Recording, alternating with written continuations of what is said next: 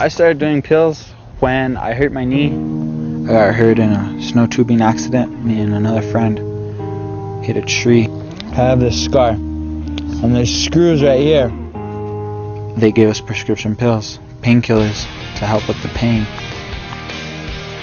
I get them because I got jumped when I was a couple years back, and they kicked me in the face and knocked my jaw out of place, and so I have to take them to move my jaw back into place when it gets popped back out. But after the fact, like a couple months after I got hurt, I just decided that it made me feel good.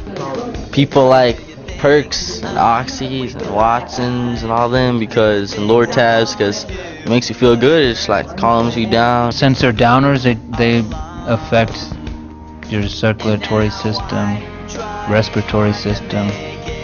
It just kind of just slows everything down. Makes you not feel as much. It feels like almost nothing can hurt you. Like what's going on in reality doesn't affect you. I think people like the pills because everybody's always worrying about something or there's something that's bothering them. Yeah, it could have girl problems or problems at home that you just can't deal with anymore. My life's a crappy place. There's a lot of not healthy stuff in this world. And they just want to hide from their problems, so they take the pills too. So it takes their mind off of their problems or the stress. They're falling on the edge. They're like this. And people use their drug to take care of issues in their life, issues with the people they love, instead of dealing with them up front. I think that's the difference between that and weed. And weed, it just goes away. You know? Pills, it just kind of sits on you. Most anybody who uses a lot of marijuana, it's pretty easy to get them off it when they want to get off it. People addicted to pills, it's very difficult to get them off of pills because there is such a severe physical addiction. I know a few people that take them, and like when they don't have them, they like kind of like withdraw. They get like this temper, and it's like awful. They like withdrawing, like they need them, like they depend on them. Certainly, plenty of famous people are addicted to pills. You know, Marilyn Monroe killed herself with pills. This famous person, Rush Limbaugh, was wildly addicted. I mean, he was probably taking hundreds of milligrams of OxyContin a day, every day. He was taking $10,000 at a time out of the bank to buy his OxyContins. How do I think kids are getting them here? It's just like any other scam. Someone knows that there's a need, so they're filling the demand and basically making money off it. My experience is the, 12 to 16-year-olds that are getting these narcotic pills almost always are boosting them from their families.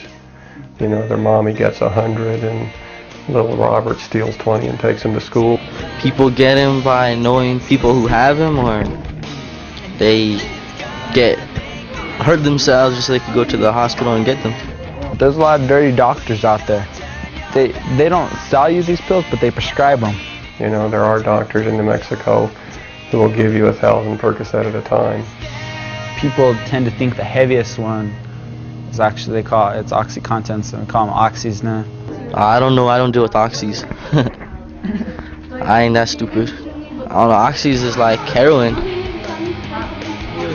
They could die off one pill. It is true that OxyContins are pill for pill more dangerous than Percocets, but Percocets are seriously dangerous. It's kind of like saying, would you rather get shot in the head with a 38 or a 44? Yeah, a 44 is worse, but a 38 isn't good for you. I've known a couple people that have died from taking pills and drinking at the same time. If you take too many of them, you do die. You quit breathing.